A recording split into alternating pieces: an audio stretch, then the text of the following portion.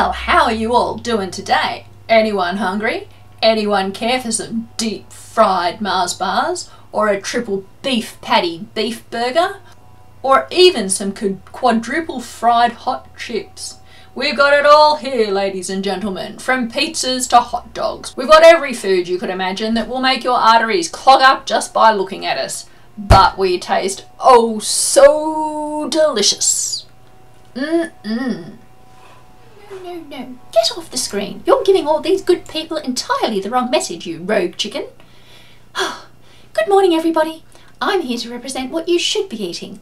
Lots of good servings of vegetables, fruits and whole grains. It's what makes your body work well and makes you feel good, not only physically, but mentally too. In fact, research shows that eating a diet high in vegetables and whole grains works to reduce visceral fat. You know, that fat around your belly, which doesn't seem to want to budge. And that in turn leads to decreases in diseases like type 2 diabetes. And did you know that my message isn't just a newfangled thing that I made up in the last 100 years? No way. It actually appears in the Bible. I'm specifically talking about a young man named Daniel, who, by the way, is the next of the children of God that we're looking at today. When Daniel and his friends were exiled to Babylon, they were very lucky to be chosen as part of a training program to become part of the palace officials. The only problem was, as part of that program, they were told they had to eat all the same food as the king did. Oh, poor them, I hear you saying. Who would want to eat the best meats, cheeses and finest wines? Well, I'll tell you who. Daniel and his friends. They only wanted to eat what God had approved for his people way back in the Old Testament. You know, they were getting along just fine living on their diet of vegetables and water, and that's exactly what they told the palace guard. They asked permission from the guard to allow them to trial their diet for 10 days, and if at the end of it they looked more scrawny or weaker than the others on the king's diet, then they would change. The guard agreed to this, and guess what?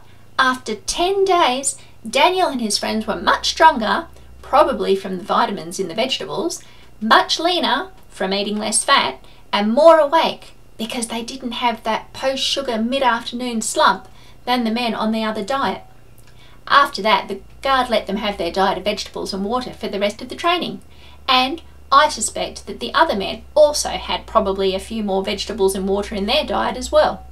In this story, Daniel and his friends weren't ready to compromise on what God told them was good for them. They stood strong, and God was right.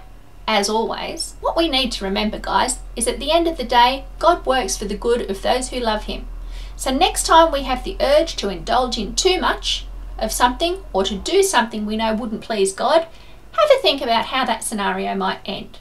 Will you be regretting eating that whole chocolate cake because you're going to feel sick for hours later afterwards? Or will you hurt a relationship because you've done something to someone that you shouldn't have? At the end of the day, you need to ask yourself, will it be worth it? And will God be pleased with me? Well, I'm off to do some push-ups now. It's been great to talk to you, and I hope I've influenced you to have a super healthy lunch. Bye!